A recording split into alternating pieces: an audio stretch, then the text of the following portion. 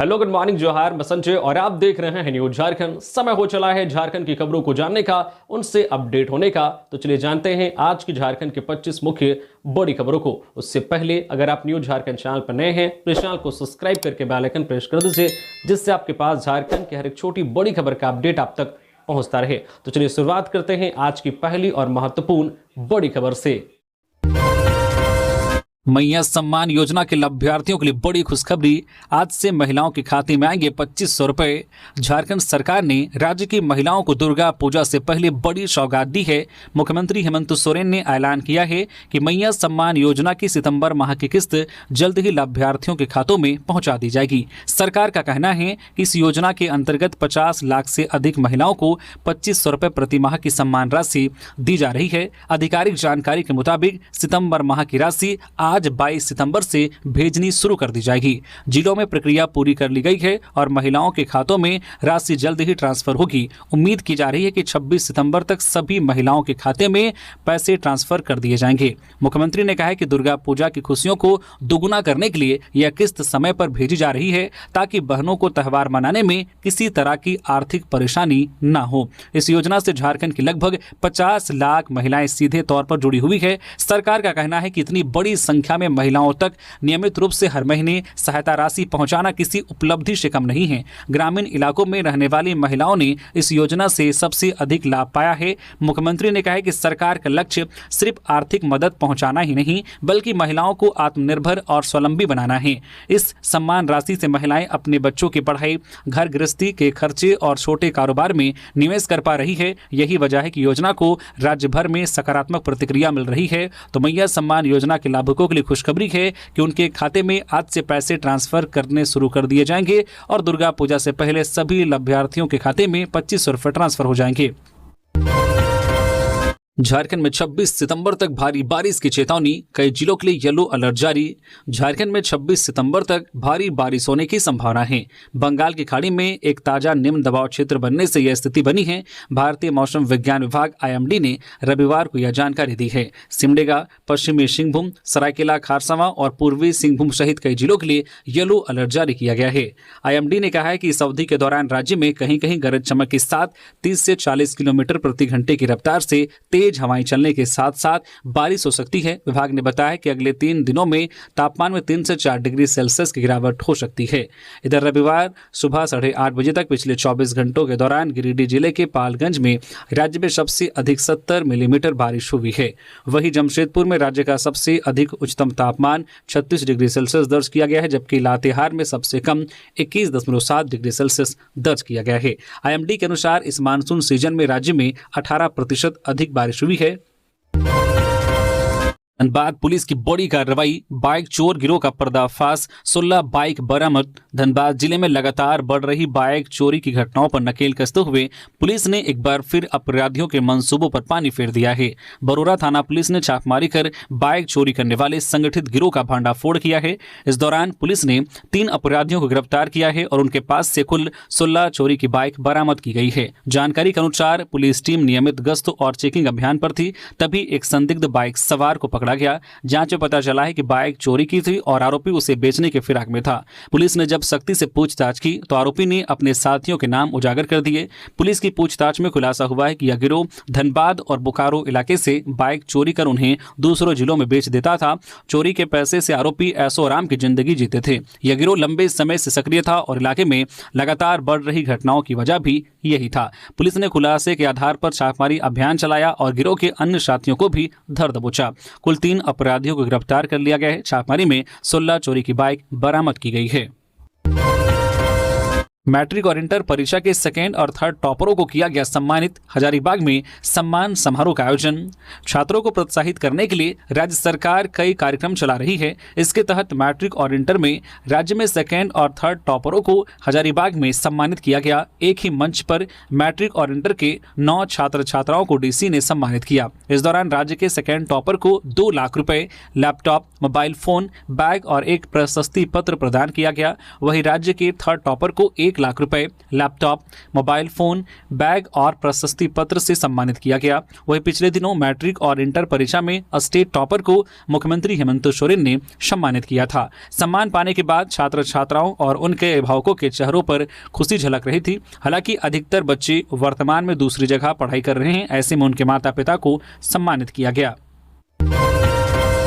साहिबगंज में गंगा नदी में दिखा मगरमच्छ, वन विभाग ने जारी किए सुरक्षा निर्देश। साहिबगंज जिले के गदाई दियारा क्षेत्र में गंगा नदी में एक मगरमच्छ के देखे जाने की खबर सामने आई है।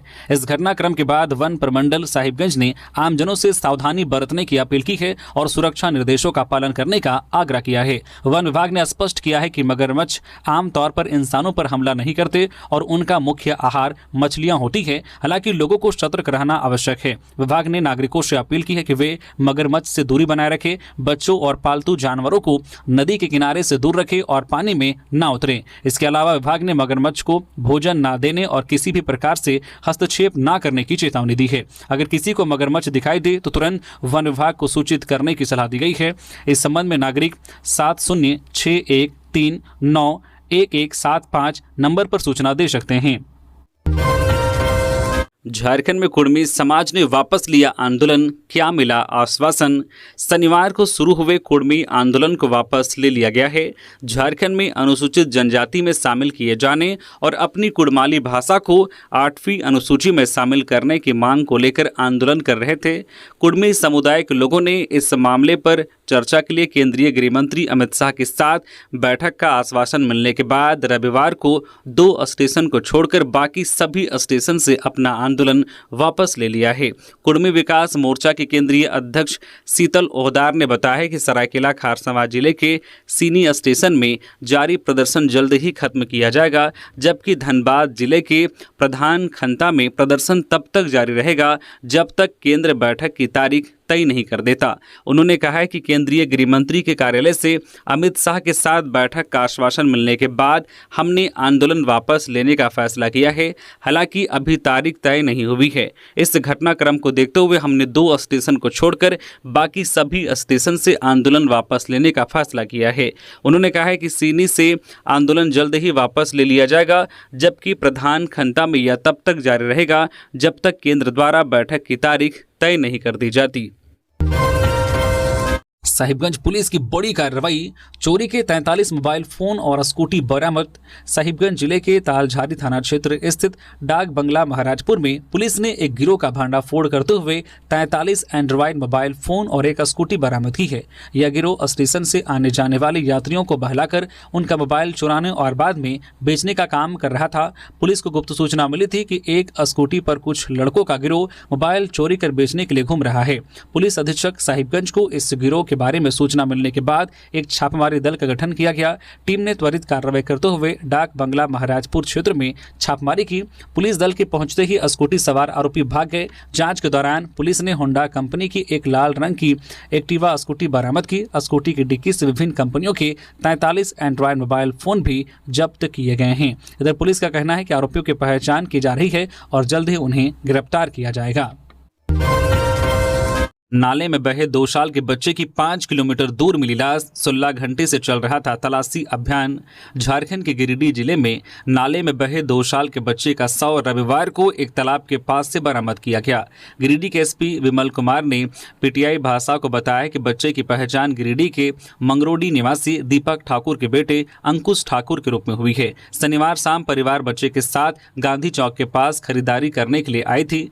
पुलिस अधिकारी ने कहा कि बच्चे की मां के बयान के अनुसार वे नाले के किनारे चल रहे थे।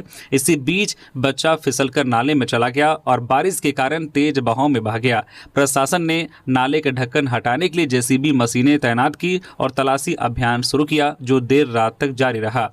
रविवार सुबह फिर से तलाशी अभियान शुरू किया गया और आखिरकार लगभग दोपहर 12 बजे गिरिडीह के डाकीनाड़ तालाब के पास एक खेत में उसका शव मिला।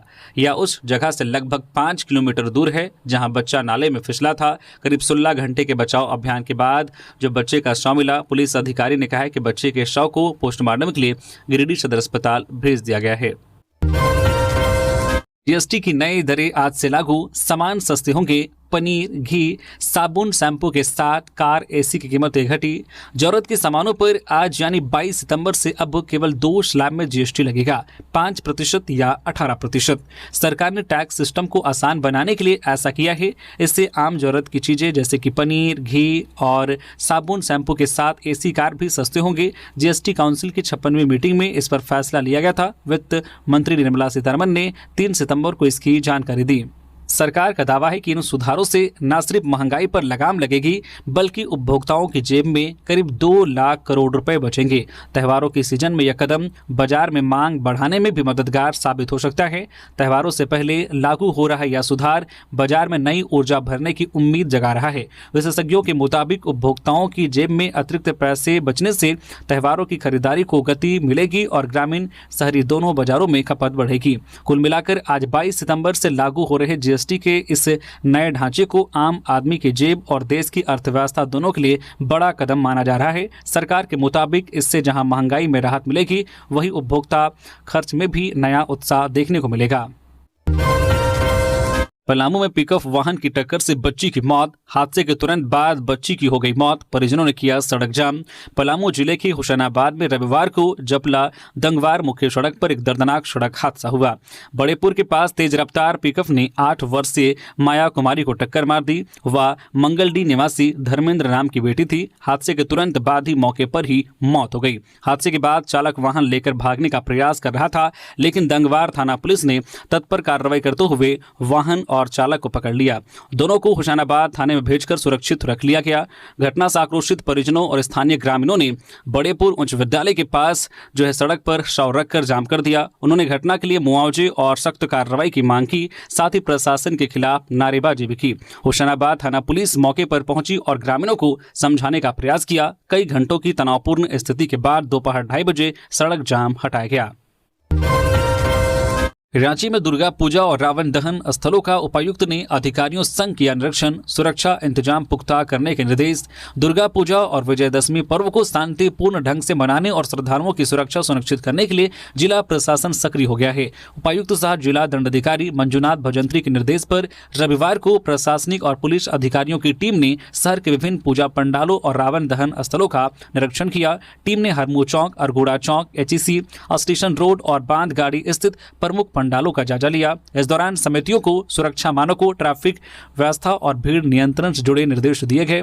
प्रमुख दिशा निर्देश में महिला और पुरुष श्रद्धालुओं के लिए अलग प्रवेश और निकास मार्ग, पंडालों में विद्युत व्यवस्था को सुरक्षित और मानकों के अनुरूप रखना, भीड़ नियंत्रण के लिए पर्याप्त स्वयंसेवकों की तैनाती, प्रशासन और ट्रैफिक पुलिस के साथ समन्वय बनाकर आपात स्थिति में त्वरित कार्रवाई। वही रावण दहन के दौरान फायर ब्रिगेड, एम्बुलेंस और मेडिकल टीम की मौजूदगी, स्थल पर बैरिकेडिंग और सुरक्षित दूरी बनाए रखना, आतिशबाजी का संचालन सुरक्षित और प्रशिक्षित व्यक्तियों की देखरेख में करना, पुलिस बल और मजिस्ट्रेट की तैनाती।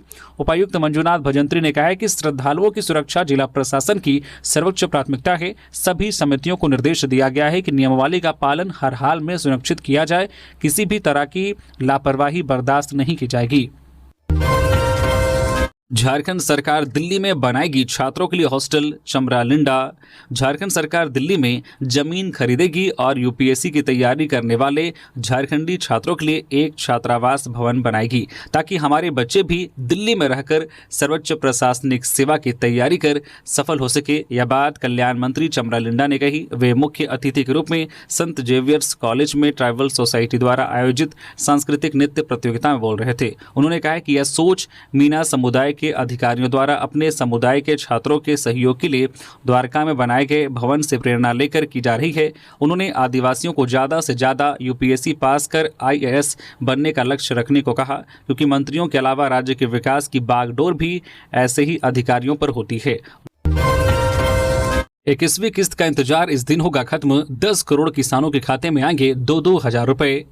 पीएम किसान योजना की 21वीं किस्त का किसानों को बेसब्री से इंतजार है। नवरात्रि और दिवाली के बीच लगभग 10 करोड़ किसानों को खुशखबरी मिल सकती है। उनके खाते में 2-2 हज़ार रुपए जमा होंगे। सरकार जल्द ही तारीख का ऐलान कर सकती है। जिन किसानों ने ई-केवाईसी नहीं कराई है, उनकी किस्त अटक सकती है। किसान आधिकारिक पोर्टल पर जाकर अपना वेरिफिकेशन स्टेटस चेक कर सकते हैं।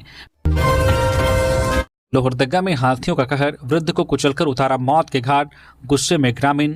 कुड्डू लोहरदगा थाना क्षेत्र के तान गांव में शनिवार की देर शाम हाथी ने एक वृद्ध को कुचलकर मार दिया। घटना के बाद से ग्रामीणों में वन विभाग के प्रति आक्रोश है। वन विभाग ने पीड़ित परिवार को मुआवजा के रूप में 25,000 रुपये नगद अंतिम संस्कार के लिए दिया है। पुलिस ने शव को कब्जे में लेकर पोस्टमार्टम के लिए लोहरदगा सदर अस्पताल भेज दिया। इधर हाथियों द्वारा जान माल का नुकसान पहुंचाने के बाद ग्रामीण सड़क पर उतरकर आंदोलन की रणनीति बना रहे हैं। घटना के संबंध में मिली जानकारी के अनुसार तान गांव निवासी स्वर्गीय लाले उरांव का 55 वर्षीय पुत्र सीताराम उरांव हाथियों के गांव में घुसने की सूचना मिलने के बाद भी बाहर बैठा हुआ था। इसी बीच हाथी वहां पहुंचा और सीताराम को पटक दिया, फिर पैर से उसे कुचल दिया। घटना के बाद ग्रामीण सीताराम उरांव को कुड्डू CHC लेकर गए, जहां चिकित्सकों ने उसे मृत घोषित कर दिया। घटना के बाद से ग्रामीण वन विभाग के खिलाफ नारेबाजी करने लगे। सूचना पाकर जिंगी पंचायत के मुखिया दिलीप उरांव, आजसू नेता लाल गुड्डू नाथ सहदेव मौके पर पहुंचे। उन्होंने SDO को सूचना देकर 1 सप्ताह के भीतर हाथियों को सुरक्षित कॉरिडोर में पहुंचाने की बात कही। ऐसा नहीं होने पर नेशनल हाईवे जाम करने की चेतावनी भी दी है। कुड्डू वन विभाग के प्रभारी वनपाल विपिन टोप्पो मौके पर पहुंचे और पीड़ित परिवारों को मुआवजा के रूप में नगद 25,000 रुपये दिया तथा शेष मुआवजा राशि जल्द दिलाने का भरोसा दिलाया। इसके बाद ग्रामीण शांत हुए। इस बार मुड़मा जतरा 8 और 9 अक्टूबर को तैयारी में जुटे आदिवासी समाज के लोग। सरना आदिवासी समाज के पारंपरिक आस्था का प्रतीक मुड़मा जतरा इस बार 8 और 9 अक्टूबर को आयोजित होगा। जतरा की तैयारी को लेकर रविवार को एक महत्वपूर्ण बैठक हुई, जिसकी अध्यक्षता धर्मगुरु बंधन तिग्गा ने की। बैठक में जतरा के सफल संचालन से जुड़े विभिन्न पहलुओं पर चर्चा की गई। इसमें स्थानीय जनप्रतिनिधियों के साथ बड़ी संख्या में लोग शामिल हुए और कार्यक्रम को सुव्यवस्थित ढंग से संपन्न कराने का संकल्प लिया। मुड़मा जतरा हर साल आदिवासी समाज के लिए सांस्कृतिक और धार्मिक पहचान का महत्वपूर्ण आयोजन माना जाता है, जिसमें दूर दराज से श्रद्धालु शामिल होते हैं। देवघर में जल्द शुरू होगी क्रिटिकल केयर यूनिट की सुविधा, मरीजों को मिलेगी बड़ी राहत। देवघर जिले की स्वास्थ्य व्यवस्था को मजबूत करने के लिए राज्य सरकार समेत जिला प्रशासन लगातार प्रयासरत है। देवघर को मेडिकल हब बनाने की दिशा में केंद्र सरकार पहले ही एम्स की स्थापना कर चुकी है। अब जिले के सदर अस्पताल को आधुनिक सुविधाओं से लैस करने के लिए क्रिटिकल केयर यूनिट की शुरुआत होने जा रही है। सदर अस्पताल में बन रहे क्रिटिकल केयर यूनिट के भवन के बारे में जानकारी देते हुए civil surgeon doctor Yugal Kishore Chaudhary ने बताया कि अगले 2 से 3 महीने में भवन का हैंड ओवर कर दिया जाएगा। इसके बाद यूनिट को शुरू करने की तैयारी की जाएगी। क्रिटिकल केयर यूनिट में मरीजों को special newborn care unit, SNCO जो है intensive care unit, ICU, modular जो है OT और तमाम आधुनिक जांच की सुविधा एक ही भवन में उपलब्ध होगी। इससे न सिर्फ देवघर बल्कि संथाल के दूसरे जिलों के मरीजों को भी बड़ी राहत मिलेगी। गांजा के साथ पिता पुत्र को पुलिस ने किया गिरफ्तार। रांची के लालपुर थाना की पुलिस ने मोरहाबादी वेंडर जोन के पास से चाय दुकानदार और उसके पुत्र को गांजा के साथ गिरफ्तार किया है। आरोपी दुकानदार महेंद्र लाल और उसका पुत्र छोटू कुमार शामिल हैं। आरोपियों के पास से पुलिस ने आधा किलो गांजा बरामद किया है। सिटी SP पारस राणा ने बताया कि लालपुर पुलिस को वेंडर जोन 2 में गांजा की खरीद बिक्री की गुप्त सूचना मिली। इसी आधार पर पुलिस की टीम ने छापेमारी कर चाय दुकानदार और उसके पुत्र को पकड़ा। उसकी स्कूटी से गांजा बरामद किया गया। पूछताछ में आरोपियों ने पुलिस को बताया है कि वह दुकान से गांजा की बिक्री किया करते हैं। पूछताछ में आरोपियों ने गांजा सप्लाई करने वालों की भी जानकारी दी है। इसका पुलिस सत्यापन करने में जुट गई है। झारखंड में बिजली कर्मचारियों ने दी चेतावनी, मांग नहीं मानी तो करेंगे ब्लैकआउट, जानिए वजह। झारखंड में बिजली कर्मचारियों ने मांगे पूरी न होने पर ब्लैकआउट की चेतावनी दी है। राज्य के ऊर्जा विकास कार्मिक संघ ने राज्य स्तरीय बैठक में ऊर्जा विकास निगम से 80% रिक्त पदों पर तत्काल नियमित बहाली की मांग को लेकर पुख्ता फैसला लिया है। संघ ने स्पष्ट किया है कि जब तक यह मांग पूरी नहीं होती तब तक निगम द्वारा नए पद सृजित नहीं किए जाएंगे। यदि उनकी बात नहीं मानी गई तो पूरे झारखंड में विद्युत कर्मी व्यापक ब्लैकआउट आंदोलन करेंगे। प्रेस क्लब रांची में आयोजित इस बैठक की अध्यक्षता संघ के केंद्रीय अध्यक्ष अजय राय ने की। बैठक में सभी एरिया बोर्ड और ट्रांसमिशन जोन के प्रतिनिधि शामिल थे। राय ने माना है कि निगम में वर्तमान समय में लगभग 7,000 मानव दिवस कर्मी एजेंसी के माध्यम से कार्यरत हैं, जो निगम के कुल कर्मचारियों का 80% हिस्सा बनाते हैं। इनके नियमितीकरण की मांग के साथ संघ ने 4 मुख्य बिंदु भी रखे हैं। संघ की मांगे तृतीय एवं चतुर्थ नेतृत्व वर्ग के सभी 80% रिक्त पदों पर नियमित नियुक्ति को सुनिश्चित किया जाए। कार्य अनुभव की प्राथमिकता दी जाए, जैसा कि 2016 और 2018 में हुआ था। साथ ही आयु सीमा में छूट दी जाए। वर्ष 2014 के सर्वे फाइल के आधार पर लगातार 10 वर्ष सेवा करने वाले कर्मियों का सीधा नियमितीकरण किया जाए। अधिसूचना संख्या 625 को सभी कर्मचारियों पर समान रूप से लागू किया जाए। रेल टेका आंदोलन की सफलता पर जयपाल सिंह ने जताया आभार। आदिवासी कुर्मी समाज के जयपाल सिंह ने 20 सितंबर को आयोजित रेल टेका आंदोलन की सफलता पर खुशी जताई और इसमें शामिल सभी भाई बहन, अभिभावक, मीडिया प्रतिनिधि व सोशल मीडिया सहयोगियों को धन्यवाद दिया। उन्होंने कहा कि समाज के सभी लोगों के सहयोग के बिना इतना बड़ा आंदोलन संभव नहीं था। दूर दराज से आए लोगों ने कठिनाइयों का सामना करते हुए भी कार्यक्रम में भाग लिया, जो समाज की एकजुटता का परिचायक है। जयपाल सिंह ने कहा कि यदि इसी तरह सहयोग मिलता रहा तो समाज जल्द अपने आंदोलन में सफल होगा और हक अधिकार की लड़ाई को अंजाम तक पहुंचाएगा। केंद्रीय रक्षा राज्य मंत्री के नेतृत्व में साइक्लोथॉन के साथ शुरू हुआ सांसद खेल महोत्सव। झारखंड की राजधानी रांची के मोरहाबादी मैदान से रविवार को सांसद खेल महोत्सव 2025 का शुभारंभ हुआ। हजारों युवाओं और खेल प्रेमियों की भागीदारी के बीच आयोजित इस भव्य कार्यक्रम की शुरुआत साइक्लोथॉन से हुई। आयोजन का नेतृत्व केंद्रीय रक्षा राज्य मंत्री सह सांसद संजय सेठ ने किया। सांसद खेल महोत्सव 2025 की शुरुआत केंद्रीय रक्षा राज्य मंत्री संजय सेठ और झारखंड के पूर्व मुख्यमंत्री रघुवर दास ने संयुक्त रूप से झंडी दिखाकर किया। इस मौके पर संजय सेठ ने कहा कि खेल न केवल शरीर को तंदुरुस्त रखता है बल्कि समाज को अनुशासन और ऊर्जा भी देता है। उन्होंने युवाओं को संदेश दिया है कि यदि देश को विकसित बनाना है तो पहले फिटनेस और स्वास्थ्य पर जोर देना होगा। महोत्सव का मुख्य उद्देश्य भी स्वस्थ युवा फॉर विकसित भारत अभियान को जन जन तक पहुंचाना है। संजय सेठ ने कहा कि यह महोत्सव सिर्फ एक खेल का आयोजन नहीं बल्कि एक आंदोलन है। स्वस्थ भारत के बिना विकसित भारत की कल्पना पूरी नहीं की जा सकती। यह महोत्सव हर नागरिक को यह संदेश देता है कि फिटनेस सिर्फ व्यक्तिगत नहीं बल्कि राष्ट्रीय जिम्मेदारी भी है। रांची के पंडराओपी थाना में तोड़फोड़ के मामले में 8 लोग गिरफ्तार, 2 महिला भी शामिल। पंडराओपी थाना में तोड़फोड़ करने के मामले में पुलिस ने कुल 8 लोगों को गिरफ्तार किया है। इनमें चंदन कुमार, महेश साव, दिनेश राय, कुणाल यादव, कुंदन कुमार यादव, अनमोल जायसवाल समेत 2 महिलाओं को भी गिरफ्तार किया है। इनमें मीना देवी और प्रिया कुमारी दोनों पंडरा निवासी शामिल हैं। बता दें कि शनिवार रात को राजधानी रांची के पंडराओपी थाना में बड़ा बवाल हो गया था। काफी संख्या में लोगों ने पंडरा थाने में अचानक हमला बोल दिया था। इस उपद्रव में थाना प्रभारी समेत पुलिसकर्मियों को भी गंभीर चोट आई है। दरअसल मामला 1 हफ्ते पहले का है, जहां एक सड़क हादसे में गुमला जिले के निवासी घायल हो गए थे, जिसके बाद उनका इलाज रांची के एक अस्पताल में चल रहा था। लेकिन शनिवार देर रात उस शख्स की मौत हो गई। शख्स की मौत के बाद भारी संख्या में लोग परिजनों के साथ पहुंचे और सड़क जाम कर दी। इसके बाद पुलिस ने किसी तरह मामला शांत करवाया, लेकिन थोड़ी ही देर में मामला फिर बिगड़ गया और लोग थाने पर हमला बोल दिया। खूंटी के कोचांग गांव पहुंचा कांग्रेस के आला नेताओं का कुनबा। वित्त मंत्री ने कहा, पेट पालने के लिए गरीब उगाते हैं अफीम। झारखंड गठन के बाद पहली बार झारखंड सरकार के मंत्री, विधायक, सांसद सहित कांग्रेस पार्टी के दिग्गज नेताओं का जत्था नक्सल प्रभावित कोचांग गांव पहुंचे। मंत्री और विधायकों ने पहली बार राजनीतिक सभा से अलग ग्राम प्रधान, हाथू मुंडा और स्थानीय पंचायत प्रतिनिधि एक साथ जंगल पहाड़ की प्राकृतिक वादियों में विकास कार्यों को आगे बढ़ाने के लिए सीधी वार्ता के अंदाज में आम सभा करते दिखे। वित्त मंत्री राधा कृष्ण किशोर ने मांदर बजाकर ग्रामीणों का अभिवादन किया। बता दें कि हाल के वर्षों में हेमंत सरकार ने अफीम की अवैध खेती के खिलाफ कार्रवाई कर लाखों एकड़ अफीम को नष्ट किया, जिसका असर खूंटी जिला में देखने को मिला। खूंटी, मुरहू, अड़की प्रखंड क्षेत्रों के हजारों किसानों और हजारों एकड़ जमीन के जीआर के आधार पर मामला दर्ज किया गया और चिन्हित किसानों को जेल भेजने की तैयारी में जुटी है। इसी कार्रवाई को रोकने के उद्देश्य से रविवार को झारखंड सरकार के मंत्री, विधायक और दिग्गज नेताओं ने अपने संबोधन से आश्वस्त किया है कि एनडीपीएस एक्ट में कोई ग्रामीण जेल नहीं जाएंगे। वित्त मंत्री ने अपने संबोधन में पूर्वोत्तर और वर्तमान केंद्र सरकार पर कटाक्ष करते हुए कहा है कि अगर सरकार गरीबों और आदिवासियों के आजीविका पर विचार कर योजनाओं को धरातल पर उतारती तो आज कोई ग्रामीण गरीब नहीं रहता। हालांकि उन्होंने हेमंत सरकार का बचाव करते हुए यह भी कहा है कि सरकार से दर्ज मुकदमों को समाप्त करने की दिशा में पहल करेंगे और अवैध अफीम को छोड़कर वैकल्पिक खेती पर जोर देंगे। गुमला में दिव्यांग किसान की मेहनत पर पानी, 5 एकड़ में तैयार धान की फसल जहरीली दवा से बर्बाद।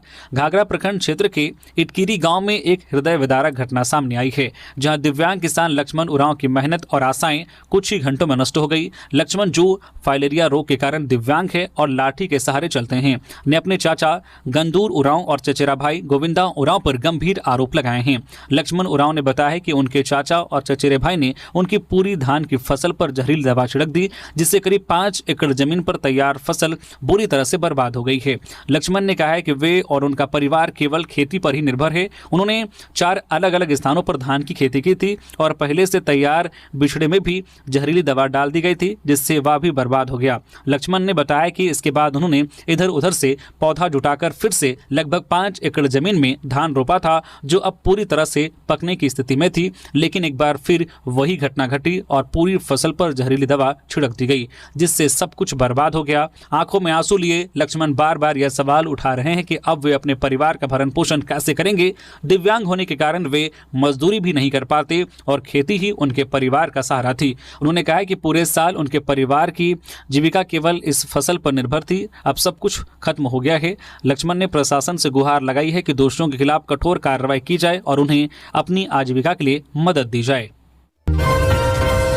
प्रशांत हत्याकांड के रांची पुलिस ने किया खुलासा, आरोपी गिरफ्तार। राजधानी रांची के एयरपोर्ट थाना क्षेत्र में हुई प्रशांत हत्याकांड का पुलिस ने खुलासा कर दिया है। प्रशांत की हत्या कर और फिर उसके शव को जलाने की कोशिश करने वाले आरोपी राहुल राय को पुलिस ने गिरफ्तार कर लिया है। रांची के सिटी एसपी पारस राणा ने बताया कि प्रशांत मर्डर केस को सुलझा लिया गया है। हटिया डीएसपी प्रमोद मिश्रा और उनकी टीम ने हत्याकांड को अंजाम देने वाले आरोपी जो है राहुल राय को गिरफ्तार कर लिया है। कुपोषण के खिलाफ चतरा में साइकिल रैली, डीसी कीर्तिश्री ने 20 किलोमीटर तक चलाकर दिया जागरूकता का संदेश। चतरा में राष्ट्रीय पोषण माह 2025 के तहत रविवार को एक अनोखा संदेश दिया गया। जिले की उपायुक्त कीर्तिश्री ने खुद 20 किलोमीटर तक साइकिल चलाकर कुपोषण के खिलाफ जागरूकता फैलाई। समाहरणालय परिसर से गिद्धौर प्रखंड मुख्यालय तक यह भव्य साइकिल रैली निकाली गई। सुबह 7:30 बजे उपायुक्त कीर्तिश्री ने हरी झंडी दिखाकर रैली को रवाना किया और खुद भी साइकिल पर निकल पड़ी।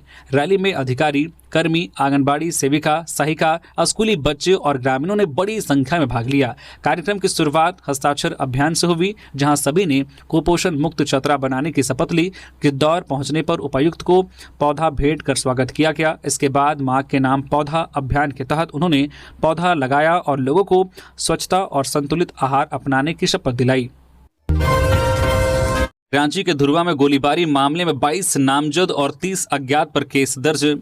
धुरवा मथुरा खटाल के पास शनिवार की शाम पंचायती के दौरान हुए विवाद में ताबड़तोड़ फायरिंग की गई है। गोलीबारी की घटना में गोली लगने से रोशन कुमार नामक घायल हो गया। घटना के बाद धुरवा थाना की पुलिस मौके पर पहुंची, हालांकि पुलिस को देखकर सभी आरोपी फरार हो गए। मामले में घायल मथुरा खटाल निवासी रोशन की बहन सोनल कुमारी के बयान पर 22 लोगों के विरुद्ध धुरवा थाने में प्राथमिकी दर्ज की गई है। सोनल ने आवेदन में आरोप लगाया है कि शनिवार की रात आश्रम दुर्गा पूजा समिति के 60 लोग हथियार से लैस लोग उनके घर पर हमला कर दिया, दरवाजा तोड़कर महिलाओं को बाहर निकाला, घर के पास रखे वाहनों को क्षतिग्रस्त कर दिया। इस दौरान आरोपियों ने ताबड़तोड़ फायरिंग की। इस घटना में उनका भाई रोशन घायल हो गया था। घटना के बाद सभी आरोपी मौके से फरार हो गए। इसके बाद वह थाना पहुंची और मामला दर्ज कराया। पुलिस जांच में जुट गई है। साहिबगंज में वृद्ध की पीट पीट कर हत्या, गांव के प्रधान से थी पुरानी रंजिश, उसकी मौत का मना रहा था जश्न, नाराज परिजनों ने मार डाला। साहिबगंज जिले के 3 पहाड़ थाना क्षेत्र की बड़ा दुर्गापुर पंचायत अंतर्गत तिलोटो गांव में एक वृद्ध की पीट पीट कर हत्या कर दी गई। जानकारी के मुताबिक 60 वर्षीय गुहिया पहाड़िया को पेड़ से बांधकर बेरहमी से पीटा गया। इस जघन्य कांड ने पूरे इलाके को दहला दिया है। मृतक की पत्नी चांदी पहाड़िया और बेटी सोनाली पहाड़ी ने आरोप लगाया है कि इस हत्या में गाँव के पूर्व प्रधान के परिजनों की मुख्य भूमिका रही। उन्होंने बताया है कि ग्रामीणों ने मिलकर गुहिया पहाड़िया को डायन बिसाही करार देते हुए उस पर हमला किया। अनुमंडल पुलिस पदाधिकारी राजमहल विलेश कुमार त्रिपाठी ने जानकारी दी है कि जांच में यह बात स्पष्ट हुई है कि मृतक के गांव के पूर्व प्रधान की मौत का मजाक उड़ाया था। इसी से नाराज होकर परिजनों ने ग्रामीणों के साथ मिलकर गुहिया पहाड़िया को पेड़ से बांध दिया और लाठी डंडों से बुरी तरह पिटाई की। चोटों के कारण घटनास्थल पर ही उसकी मौत हो गई। घटना की गंभीरता को देखते हुए पुलिस ने तत्काल छापेमारी अभियान चलाया। मृतक की पत्नी के बयान पर प्राथमिकी दर्ज की गई और 2 मुख्य आरोपी जो पॉलुस मल्तो और सुशील माल्तो को गिरफ्तार कर जेल भेज दिया गया। पुलिस का कहना है कि अन्य आरोपियों की तलाश जारी है और जल्द ही सभी को हिरासत में लिया जाएगा। पुलिस खेलकूद प्रतियोगिता में पलामू बना ओवरऑल चैंपियन। एथलेटिक्स में लातेहार ने मारी बाजी। प्रमंडल स्तरीय 3 दिवसीय पुलिस खेलकूद प्रतियोगिता का समापन लातेहार पुलिस लाइन के प्रांगण में हुआ। प्रतियोगिता में कुल 16 प्रकार के खेल आयोजित किए गए थे, जिसमें पलामू टीम ओवरऑल चैंपियन रही, जबकि एथलेटिक्स में लातेहार जिला की टीम चैंपियन रही। Palamu DIG Naushad Alam, Latehar SP Kumar Gaurav, Palamu SP Rishma Rameshan और गढ़वा एसपी ने सभी प्रतिभागियों को सम्मानित किया। दरअसल पुलिस मुख्यालय के निर्देशानुसार हर साल प्रमंडल स्तरीय पुलिस खेलकूद प्रतियोगिता आयोजित की जाती है। इस साल लातेहार पुलिस लाइन के प्रांगण में यह प्रतियोगिता आयोजित की गई थी, जिसमें लातेहार, गढ़वा और पलामू जिले के खिलाड़ियों ने भाग लिया था। प्रतियोगिता में विभिन्न प्रकार के एथलेटिक्स प्रतियोगिता के साथ साथ फुटबॉल, हॉकी, हैंडबॉल, वॉलीबॉल आदि प्रतियोगिताएं भी आयोजित की गई थी। प्रतियोगिता का समापन रविवार को हुआ। समापन के अवसर पर मुख्य अतिथि के रूप में उपस्थित पलामू डीआईजी नौशाद आलम ने खिलाड़ियों को संबोधित किया और उनका उत्साहवर्धन किया। 9वीं और 11वीं का रजिस्ट्रेशन 6 अक्टूबर तक होगा। सीबीएसई ने कक्षा 9वीं और 11वीं के छात्रों के पंजीकरण और कक्षा 10वीं व 12वीं के छात्रों के लिए लिस्ट ऑफ कैंडिडेट्स LOC जमा करने का शेड्यूल जारी कर दिया है। LOC 30 सितंबर तक जमा किया जा सकता है। इस अवधि में अभिभावक बिना विलंब शुल्क के LOC जमा कर सकते हैं। यदि किसी कारण से समय पर जमा नहीं हो पाता है तो 3 से 11 अक्टूबर तक विलंब शुल्क के साथ LOC जमा किया जा सकेगा। वहीं कक्षा 9वीं और 11वीं के छात्रों के पंजीकरण की अंतिम तिथि 16 अक्टूबर तय की गई है। इस अवधि में पंजीकरण बिना विलंब शुल्क के किया जाएगा। इसके बाद विलंब शुल्क के साथ पंजीकरण की प्रक्रिया 17 से 31 अक्टूबर तक चलेगी। पलामू सीएचसी में पहली बार हुआ घुटने का ट्रांसप्लांट। डीसी पहुंची सीएचसी। झारखंड में पहली बार एक सामुदायिक स्वास्थ्य केंद्र में एक मरीज के घुटने का ट्रांसप्लांट हुआ है। मरीज बिहार के गया के गुरारू का रहने वाला है। 4 वर्ष पहले एक सड़क हादसे में मरीज का घुटना टूट गया था। मरीज सोनू कुमार पलामू के चैनपुर इलाके में कभी ड्राइवर का काम किया करता था। सोनू कुमार जो चल फिर नहीं सकता था, वह इलाज के लिए पलामू के चैनपुर सामुदायिक स्वास्थ्य केंद्र में गया, जहाँ डॉक्टर ने उनके पैर की जाँच की। जाँच करने के बाद चैनपुर सामुदायिक स्वास्थ्य केंद्र के डॉक्टरों ने सोनू कुमार को घुटने का ट्रांसप्लांट करने की सलाह दी। सामुदायिक स्वास्थ्य केंद्र के प्रभारी चमन कुमार ने हड्डी रोग विशेषज्ञ डॉक्टर प्रवीण सिद्धार्थ से संपर्क किया। बाद में डॉक्टरों की टीम ने पलामू के चैनपुर सामुदायिक स्वास्थ्य केंद्र में करीब 1.5 घंटे तक मरीज सोनू कुमार के घुटने का ऑपरेशन किया और घुटना ट्रांसप्लांट किया। घुटना ट्रांसप्लांट के बाद सोनू कुमार जल्द ही चलने फिरने लग जाएंगे। सामुदायिक स्वास्थ्य केंद्र में पहली बार घुटने का ट्रांसप्लांट होने के बाद पलामू के डीसी समीरा एस खुद मरीज को देखने पहुंची। डीसी समीरा एस ने मरीज सोनू कुमार के साथ बातचीत की और उनका हाल चाल जाना और घुटने का ट्रांसप्लांट करने वाले डॉक्टरों की टीम से मुलाकात की और उनका हौसला बढ़ाया। तो ये थी झारखंड की टॉप बड़ी खबरें। इसी तरह से झारखंड की हर एक छोटी बड़ी खबर देखने के लिए प्लीज न्यूज झारखंड चैनल को सब्सक्राइब करके बेल आइकन प्रेस कर दीजिए, जिससे आपके पास झारखंड की हर एक छोटी बड़ी खबर का अपडेट आप तक पहुंचता रहे। तो अभी के लिए बस इतना ही। हमें दीजिए इजाजत, फिर मिलते हैं नेक्स्ट खबरों के साथ। धन्यवाद।